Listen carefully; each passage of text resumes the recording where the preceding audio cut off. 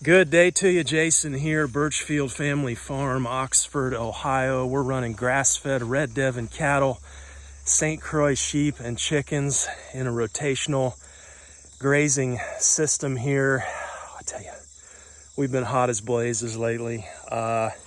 I'm sure heat index will be well over 100 today. Late August here in Ohio. This is what you got. Try and get our stuff done in the early mornings here, but still impossible not to sweat here this time of year, just the way it is. I got a good word for you today. This comes from John 6. Then Jesus declared, "I am the bread of life. He who comes to me will never go hungry, and he who believes in me will never be thirsty. But as I told you, you have seen me, and still you do not believe. All that the Father gives me will come to me, and whoever comes to me I will never drive away. For I have come down from heaven not to do my will, but to do the will of him who sent me. And this is the will of him who sent me, that I shall lose none of all that he has given me, but raise them up at the last day. For my Father's will is that everyone who looks to the Son and believes in him shall have eternal life, and I will raise him up at the last day." This is my emphasis here on this passage. I had a dream a few nights ago, and the words that I heard were, "Whoever comes to me, I will never drive away." Whoever comes to me, I will never drive away. I needed to hear that. You perhaps need to hear that. Jesus' blood paid for our sins, paid for the sins of the world so that we can be made right with God. That's good news. And whoever comes to him, he will never drive away. I want to remind you of that simple truth today. Okay, I have so much to talk about today. It's been a while since we've done a video here. But tons on my mind here. We'll talk about it here in the blazing heat of 9 a.m. Got the tanks filling now. That feeds our rotational grazing water system. Several hookups around the pasture we can just tap into with our floats. Seems to work well. In our system here, I noticed something this past week. We're going to do a sheep and cattle move here. Apologize, my thoughts are kind of all over the place. I want to hone in, though. I want to focus on something today, and that is this difference that we see between our grazing system and the system that we have another cattle farmer that's running here. We rent some ground to him, and I should probably back up first. And we get a lot of people on the channel here. There's a lot of new folks, and people come in and at various times, various videos, obviously, and you don't have the whole backstory. I should probably do an intro video or whatever on the channel. We'll get to that someday. But one of the first things is, there's no way. There's no way you're running 8 cattle, 34 sheep on 5 acres. There's no way you're doing that. And, I usually respond with, hey, look, there's 5 years of content that I've put out there, okay? You can go back. You can look at any of it. You can look at how we've grown over the years, what we've done, things that we've tweaked and changed. I don't need to defend it. It is what it is, okay? But I do want to tell our story because I think that's important. I had a friend send me an interview recently. It was an interview Tucker Carlson did with, I think their last name was Means, M-E-A-N-S, and brother and sister. It was really fascinating. I don't know, maybe a week to 10 days ago was when you search for that. It's worth watching, but highly educated and qualified folks, PhDs, okay. And these folks are stepping away from the system now. I mean, they're coming out, leaving their medical, surgical practices behind, the whole 9 yards. And, obviously, I'm nowhere near as educated as that. I did go to business school here at Miami and graduate. But I don't know. I guess we all kind of, in these days, seem to be having our exodus experiences, right? Our being called out, our coming away from the system that we're in now, we all know, does not acknowledge God. It is not a Christian system. So what is it? What is it built upon? We each have to come to that conclusion on our own. But for me, that happened, that whole experience happened over a number of years, but it kind of came to a head back in 2017. We had our third child, and it was, looking at daycare and everything else. I said, I'm done. This is it. I said, let's get a farm. We'll get a farm, and let me keep the kids. Okay, I'm not having somebody else raising my kids. We're not doing that. Okay, so 2017, left a great job, great retirement, all that nonsense, and left it behind for this. We purchased the farm. We begged, stole, and borrowed to get this place. We're just under 60 acres here, but we actually purchased a place in 2016. I walked away from work in 17. And then, we just started in very slow, did a lot of research on the different breeds of animals. Hey, what do we want to do here? Which way do we want to go? We gravitated more towards the grass-fed side, minimal input. Big fan of Greg Judy. I think he's influenced us all in one way or another. But walked away from all that, but basically started with no knowledge of anything out here, animals or anything. And that can be really daunting, but it can also be really good, right? Because you don't have your dad or your grandpa or whoever in your ear telling you how to do things, right? And so, we started with these guys here, St Croix sheep, and these sheep here, I can say 100% have been the single best thing we have ever done on our farm. And that's reflected in, I would say, on the sales side. We've sold out every year of everything we have. We sell breeding stock. We have a waiting list for next spring. They're phenomenal animals. They perform on all grass. Wonderful animals. And then our Red Devon cattle. Cattle are they're just big, right? And they're just large, and they're just kind of a whole nother ball game when you get to cattle. But anyway, we started out with these animals, and I thought, what are we going to do? Well, so we rented most of our ground in the beginning, rented the house in the beginning, you got to get some cash flow going in the beginning, and that's what we did. And super helpful, these folks that have come alongside us along the way and gotten us to the point that we're at now. I'm eternally grateful for that, friends and family and everybody that's helped us along the way. We've had tons and tons of help, but we're on just under 60 acres. What I did was I began to peel off smaller acreage sections and just run our animals and experiment. So what does all this mean? Well, here we are, we'll be 8 years into this at the end of next month. And we didn't have animals right away, so we haven't been running animals that long, but we've owned the place that long. And the way that this has worked out is we have two separate systems now. I have my paddocks that we rotationally graze in, and we run 8 cattle, 34 head of sheep now, and we've done about 150 chickens here on this little 5 acres. We've got our garden in here as well. Anybody tells you in this area that you can't make all of your food off of 5 acres, they're not right. You absolutely can. But what we have now, we have 2 separate systems. I have a system, a rotational, multi-species rotational grazing system we run on 5 acres. And then we have about 14 to 15 acres that we rent out, that butts right up to my 5 acres of rotational grazing. And so we have 2 separate systems here. The farmer that we rent to just says set stock grazing, backs the trailer up in the spring, turns them out, comes and picks them up in the fall. Okay, so he just turns them out, lets them go, tons and tons of selective grazing out there. And so today, we're going to take a look at those 2 systems because I had something happen this past week that I thought was fascinating. So we need to get cattle and sheep moved.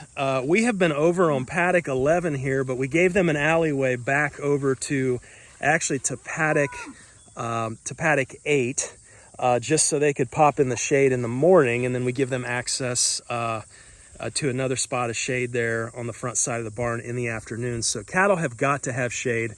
Our sheep do not. If you needed one more reason to be a fan of sheep really can, we're going to we'll be over 100 degrees on the heat index today, and I mean, they're not even hardly going to flex. I don't know if it's the difference in coat colors, you know, with the sheep being white, or if it's size difference. I have no idea.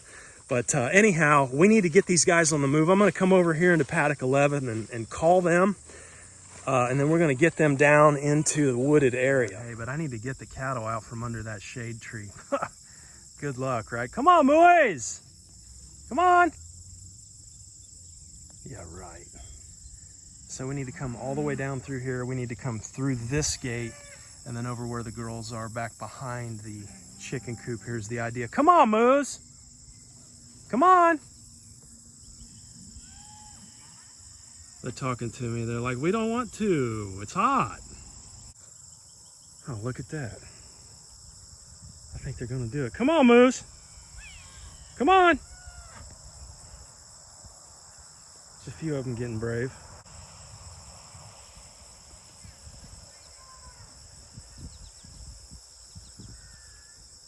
Look at that. Here they come.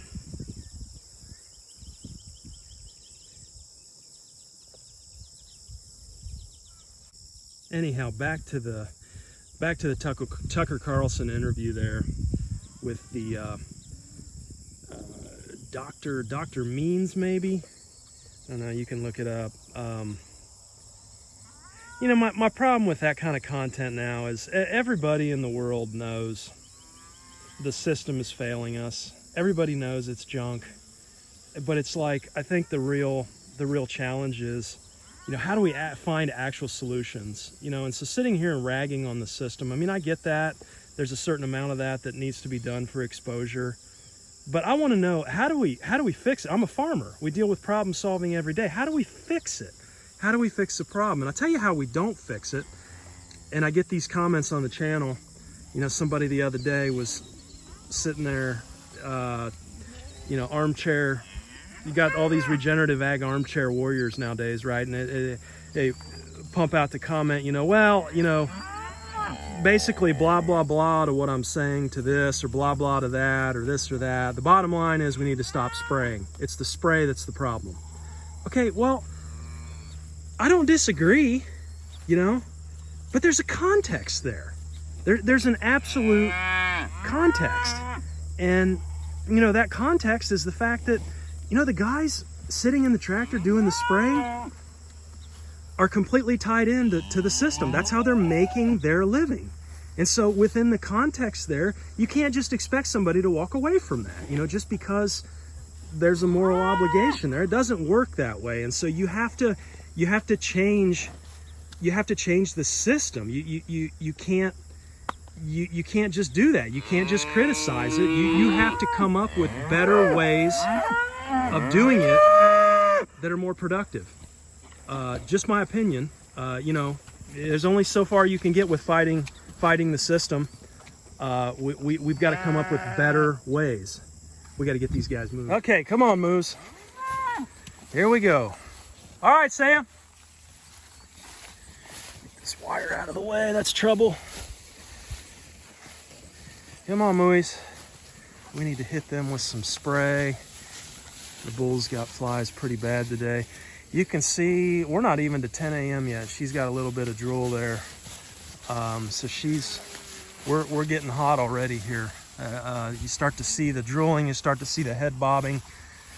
I'll throw that chart up here of it's heat stress in cattle. Cattle heat stress a lot sooner than we do as humans, and so that's important to remember, because we won't always be hot, but they will.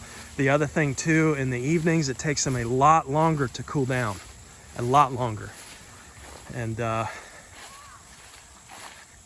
you know, it can take them 4 to 6 hours to cool off after it cools off in the evening. So you want to keep that in mind as well. Come on, Moose, let's go. Come on, Moose, let's go. So one thing I know I can't push the sheep to move them, but I know the sheep are going to try and dart out. So if I can squeeze them through the gaps. Yeah, there we go. Okay, we had one escapee here. That's all right. Okay, come on, Moose. Let's go, Petey. Wrong way. Let's go. Yeah. Go on. Yeah. Go on. Go on, cows. Yeah. Go on, Pat. Let's go.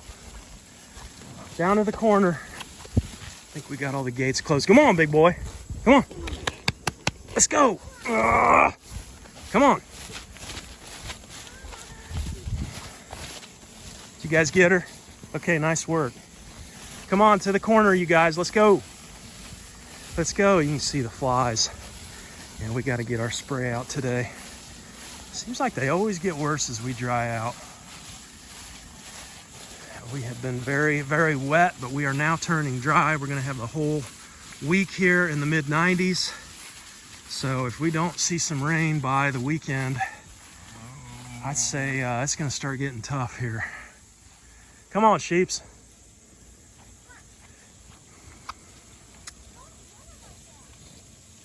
But anyway, back to our conversation. One of the frustrating parts for me is just when folks want to fling comments. You know, that's social media too. You know, and it's set up that way to kind of pit us against each other. I mean, the more comments I get on the channel, the more traffic I'll get. You know, that's the way the algorithm works, even if they're comments that are criticizing or not in agreement. So, you know, you're kind of incentivized to argue, right, on social media. That's just the way it works. And that's just not an optimal system for human health, in my opinion. But, you know, there are folks doing good things, and I hope to be one of them here. Isn't she gorgeous? Look at the coat on her. Slicked off. Nice gut. Nice looking cow. But anyhow, we just, you know, there's only so much ripping down that we can do, I guess is my point. Only so much that we can critique and say, and we have to remember that there are good families still stuck in the system. The folks behind the tractor that are spraying the chemicals are not the problem. Okay, that's not the problem. Think about it. I mean, if anything, we shouldn't be angry towards them. We should have pity on them. They're in a multi-generational system. A lot of them, you know, this major equipment and capital assets and everything. These have been handed down to them over generations, and there's an expectation that they're going to continue to live that way and to do things that way. And I mean, how do you break out of that? So you got to pray for those folks that are stuck in that, you know. And I guarantee you look at your own life, and there are many ways that, you know, each of us is still stuck in the system, trying to come out of Babylon, right? We can sense the exodus, and it needs to happen, but, you know, it's like, what are we running to? Nobody seems to really know. I tell you, it's got to be a system that's built on God. We've got to have that as a foundation moving forward. I know that much. And I think conversely, we can say, you know, what ultimately ends up happening to a system that's not built on Him. I mean, we know that. We know there's a demise coming. We know it's on the way. We see it now, and it's, you know, you can sit here and talk about the food system. I mean, it's healthcare, it's finance, it's education. Okay, I mean, it's across the board. None of it's good or healthy. We know that, but we're still here. We're still operating within that. And so I think it comes back to, for the believer, what does it mean to live in this world but not of it? You know, I don't think it does not mean compliance, but what does a healthy biblical resistance look like? I think it looks something like the family. I think it looks something like grass and gardens and forest. Those things that we know are good and healthy, and that the Lord provides for us. I know that's an oversimplification, but here we are. So I say all that to bring me to this point here. And that is this.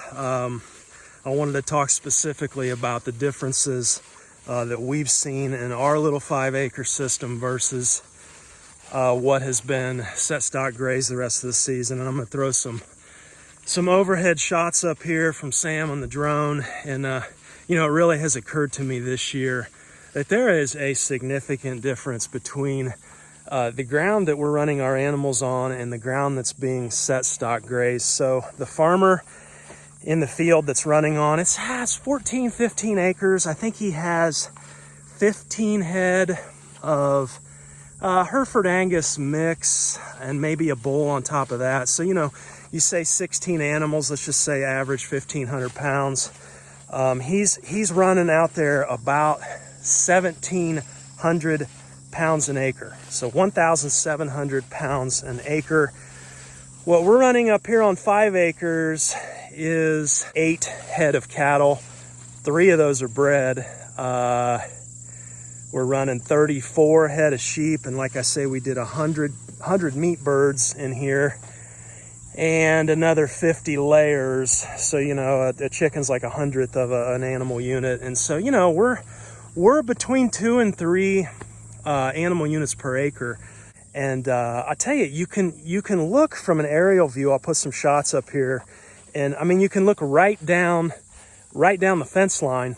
And you can see, you know, I'll give you a shot from up top here, the area towards the windmill, or closer to the windmill, going north here to the left. That's the area that's set stock grazed. But then you can see our paddocks here on the right, and you know, it's just incredible the color difference that you can actually see. But what I wanted to share is an observation I made this past week, and you know, the other thing that you'll see here, these pastures where they're set stock grazed are incredibly weedy, just incredibly weedy. We have some weed pressure in ours, but I mean, it's nowhere near what's out there, and they haven't been mowed. Neither section has been mowed. Our paddocks have not been mowed except around the barn where we did chickens, and the 15 acres he's doing, 14 to 15, has not been mowed either. So it's a like to like comparison, same climate, same rainfall. It's the same thing. You've just got 2 different systems of management here. What was so interesting to me is I came out here last week 3 times in one day that I was pulling one of his animals off of our paddocks. And you know, I was just thinking about that. I'm like, you know, we talk about all the mineral and the animals being able to self-select and know what they need. And I was telling somebody about this, and they said, you know, the other thing there too is you don't have animals. The other testament is you don't have animals popping out onto his side. Your animals aren't doing that. I mean, because they know they're on the best stuff already. And so 3 different times I had to put, and yes, this calf is pushing through wires, you know, risking getting shocked. Cattle don't get shocked. They hate to be shocked. So he's risking, you know, his comfort to try and get in to get the good stuff that he needs. I just thought that was fascinating. And again, please hear me out here. This is not a knock to the family that rents this. It's not a personal thing here. We're critiquing different systems. Okay. We're just looking at the systems and showing the difference. What is the key here? What is the difference? The difference is rest. You know, you can listen to people critique the current system, you know, till you're blue in the face, and there's a place for that, and we have to be able to do that and have that conversation. But the solution is getting back to a place where, in humility, we can admit that we need rest, that things need to rest, that the biggest lie out there right now is that in order to maximize productivity, you have to continue to grind. Okay, that's the driving prideful force behind what's happening right now, and people just can't see that. They can't see that the joy of the Lord is being able to rest. He gives that to us as a gift. That's a gift. We get to do that, and when we do that, then we see it explode around us, and it's a paradox. It's a mystery. I don't fully understand it. And I get wrapped up in pride too, and think that I can just push through, and then usually I burn out. You know, you have to build rest into your systems. You don't have to, but we choose to do that here. And I can show you time and time again from a human standpoint, from an animal standpoint, from an agricultural, a land standpoint, where we are more productive. Eons, multiple times more productive when we have the discipline to rest. Thank you for spending time with me today, listening to me rant. I hope you're well, wherever you are. Be at peace today. Try and stay cool. We're going to try and do the same here. Be well. Take care.